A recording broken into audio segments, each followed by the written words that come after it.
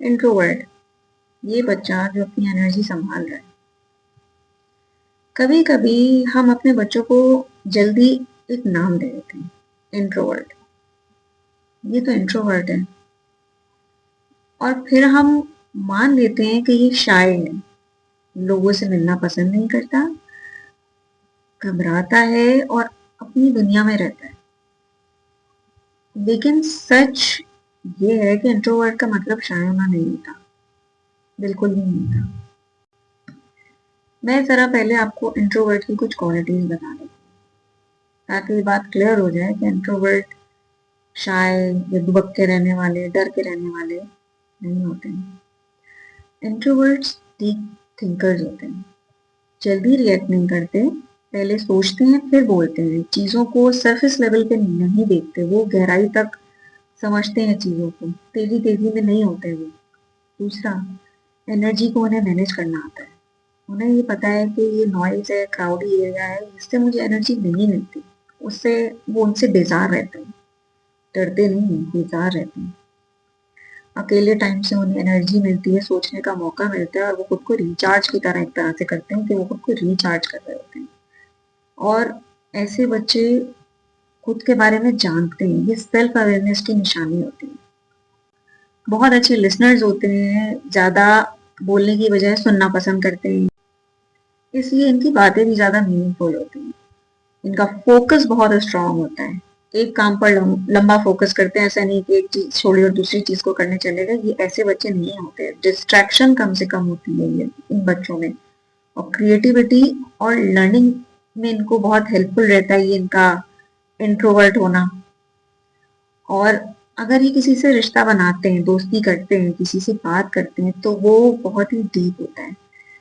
उसको फ्रेंड्स को बहुत जल्दी कह देते हैं कि ये, किसी को भी ऐसे नहीं कह देते कि ये मेरा फ्रेंड है या मेरी फ्रेंड है, बहुत जल्दी दोस्तियां नहीं करते, लेकिन जो होती हैं तो वो ट्रस्ट बेस्ड होती हैं।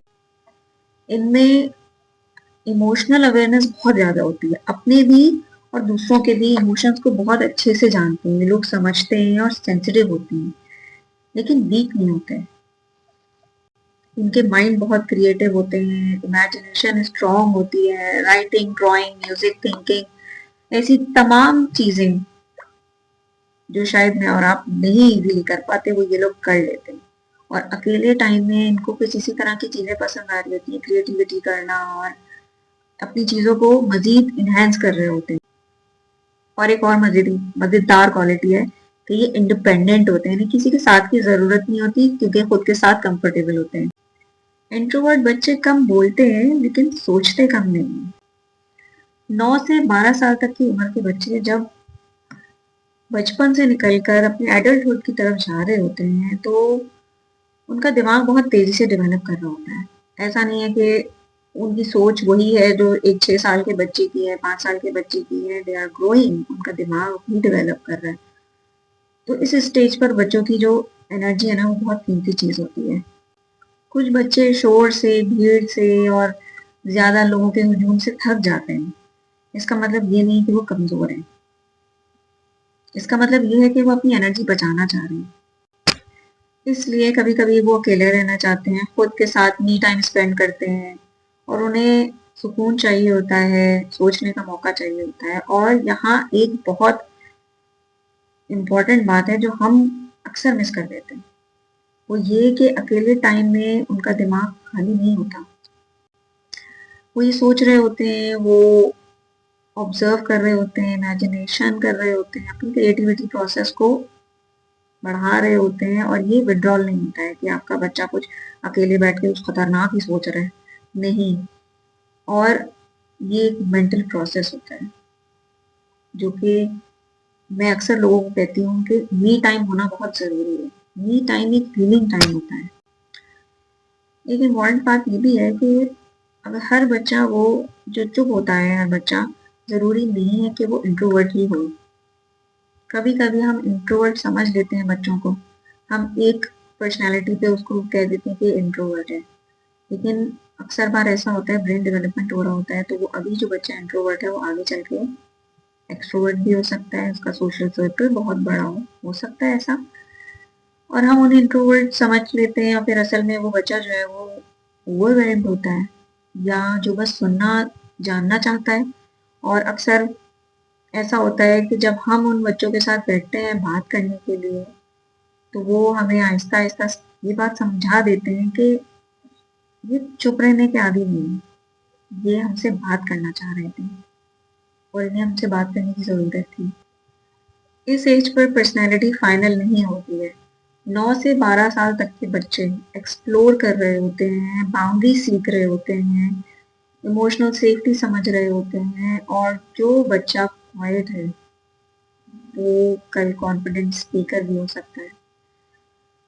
अगर उसकी एनर्जी का मजाक उड़ाया जाएगा तो ये कोने में जाके बैठ जाता है, खामोश रहता है और उसके साइलेंस को समझने की कोशिश ना की जाएगी तो उसकी पर्सनालिटी इंट्रोवर्ट से भी ज़्यादा क्लैश कर सकती है। कभी कभी पेरेंटिंग का सबसे स्ट्रॉन्ग स्टेप यही होता है कि हम लेवल लगाना छोड़ दें और सिर्फ इतना कह दें कि तुम जैसी हो ठीक हो, तुम जैसे हो ठीक हो, या जब बात करना चाहो मैं यही हूँ।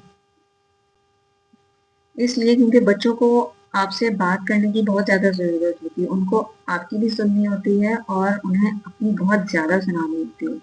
हम उनकी बहुत कम सुनते हैं और अपनी बहुत ज़्यादा सुनाते हैं। यहीं पर हम गलती कर जाते हैं। हमें इन्हीं गलतियों को गुरेज करना है। हमें सुनने वाला बनना है, एक्टिव लिस्नर बनना है। और हर अकेले रहने वाला बच्चा इंट्रोवर्ट नहीं होता और हर इंट्रोवर्ट बच्चा कमज़ोर नहीं होता। कुछ बच्चे अपनी एनर्जी सेव करते हैं, कुछ बच्चे अपने दिमाग में बहुत कुछ बना रहे होते हैं। लेकिन अगर एक सिचुएशन ऐसी आपको नज़र आती है कि बच्चे बहुत ज़्यादा अंदर कमरे में रह रहे हैं और बहुत कुछ ऐसा है जो आपको फ़ील हो रहा है being a mother, being a parent, कि कुछ कुछ अलग है, तो उसके लिए आप ज़रूर उनको कंसल्ट करें डॉक्टर से, साइकियाट्रिस्ट से या किसी ऐसे काउंसलर से जो इस चीज़ को समझ पाएँ कि एक्चुअल प्रॉब्लम क्या है। लेकिन ये बहुत अच्छा हो कि अगर आप तमाम चीज़ें वक़्त से पहले कर लें। इस तरह की चीज़ों को कहते हैं ना, हम लटकाना नहीं चाहिए। तो बिल्कुल, इस तरह की चीज़ों को लिंगर ऑन नहीं करना चाहिए, कल कर लेंगे, परसों कर लेंगे। एटलीस्ट आप अपने बच्चे से बात करें जाके। प्रॉब्लम का सॉल्यूशन ऑटोमैटिकली निकल आ जाएगा। और मेरे चैनल को लाइक, सब्सक्राइब ज़रूर करिएगा और आगे फॉरवर्ड भी करिएगा। अगर आपको लगता है कि मेरा बताने का अंदाज़ आसान है, चीज़ें समझ में आती हैं, तो I very much thankful to you और आगे ज़रूर शेयर करिएगा। Thank you.